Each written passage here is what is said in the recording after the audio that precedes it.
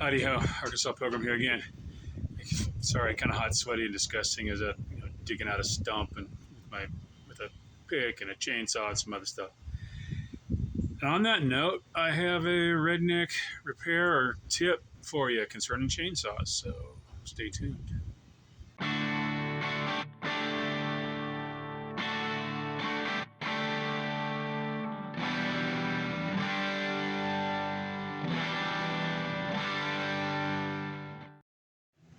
All right, here's my chainsaw. It's a Husqvarna, or is it Husqvarna? Husqvarna, depending on where you are in the world, I guess. Anyway, what kind it is doesn't matter. I finished, working with it now, and one problem I've had is the bar oil leaking. And I did stuff like, the thing gets hot and pressure builds up, and I got stuff like opening it up and closing it back up and doing that with the fuel too. That's something that's something I always do anyway. But I always had problems with the bar oil leaking out. That's what this old cookie sheet's for. I put it there so at least it doesn't make too big a mess, or it's contained.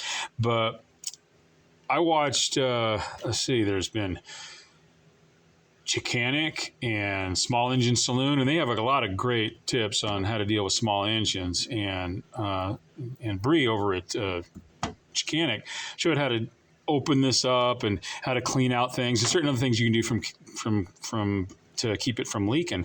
But I came up with what I consider a brilliant solution, a lot easier and quicker.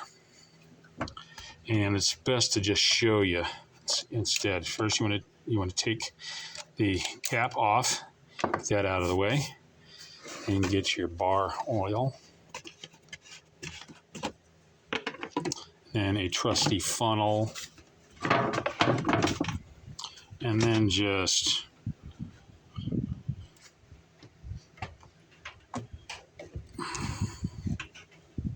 there wasn't that much left in there anyway, and geez, I guess you can't really see this. There we go.